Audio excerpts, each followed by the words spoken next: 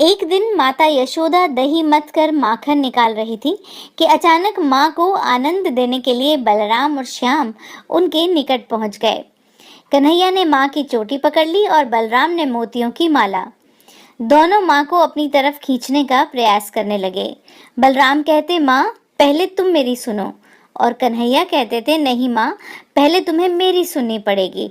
मैया, मुझे बड़े जोरों की भूख लगी है, भूख से मेरा बुरा हाल है। चलो ना, जल्दी से मुझे माखन रोटी दे दो। देखो ना, आज मैं खेलते खेलते बहुत थक गया हूँ। मैं माखन रोटी खाकर जल्दी सो जाना चाहता हूँ। यशोदा जी ने कहा, बेटा दूध पी लो, या घर में कई प्रकार के पकवान बने हैं, जो तुम्हारी इच्छा हो खा लो। कन्हैया ने कहा, नहीं, मैं तो केवल माखन खाऊंगा। मेवा पकवान तो मुझे बिल्कुल ही अच्छे नहीं लगते। जब तक तुम मुझे माखन नहीं दोगी तब तक मैं तुम्हारी चोटी खींचता ही रहूंगा। माँ ने कहा, कन्हैया, अगर तू माखन खाएगा तो तेरी ये चोटी छोटी रह जाएगी, कभी नहीं बढ़ेगी। कन्हैया ने कहा, माँ, तू दाऊ भैया को तो कभी मना नहीं करती।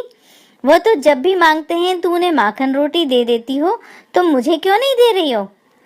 माँ ने कहा, कान्हा देखो, पहले मैं दाऊ को भी माखन रोटी नहीं देती थी। वो भी मेवा पकवान खाता था, दूध पीता था, तभी तो उसकी चोटी लंबी चौड़ी है। यदि तुम भी दूध पियोगे तो तुम्हारी चोटी लंबी हो जाएगी।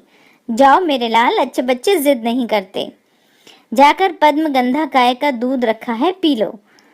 कन्हैया ने कहा, माँ तुम झूठ बोलती हो। कितनी बार तो मुझे दूध पीते हो गए, मेरी चोटी बिल्कुल नहीं बढ़ी। आज तुम्हारा बहाना नहीं चल सकता, तुम्हें मुझे माखन रोटी देनी ही पड़ेगी। मैया ने कहा, कान्हा, दाऊ अब बड़ा हो गया है, इसने तुमसे अधिक दिनों तक दूध पिया है, इसलिए दाऊ की चोटी बढ़ गई। जब तक तुम उतने दिनों तक दूध पी लोगे तब तुम्हारी चोटी उतनी ही बढ़ जाएगी। कन्हैया ने कहा, मैया, अब मैं ये सब नहीं सुनूंगा।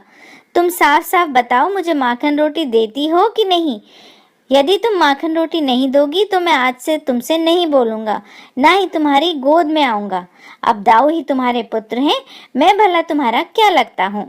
माता यशोदा ने कहा, कान्हा, तू तो मेरा प्राण है, मेरा हृदय है। तेरे बिना भला मैं कैसे रह सकती हूँ मेरे नन्हे लाल? मैं तेरी बलाइयाँ लेती हूँ। तनिक रुको, तुम्हें अधिक भूख लगी है ना, मुझे माखन निकाल लेने दो, फिर तुझे जितना माखन चाहिए ले लेना। अब तो खुश हो जाओ। इस प्रकार माँ यशोदा मानो कंठ तक वात्सल्य स्नेह में डूब गईं। उनकी आंखों से प्रेम के अश्रु छलक पड़े। यशोदा मैया धन्य है। त्रिभुवन का भरण पोषण करने वाले प्रभु उनके आगे माखन के लिए बार बार हाथ फैलाते हैं, उनसे जिद करते हैं। यशोदा मैया से बड़ा सौभाग्य भला किसका होगा? अगर आपको हमारा वीडियो पसंद आया है तो आप हमारे YouTube चैनल को सब्सक्राइब करना न भूलें।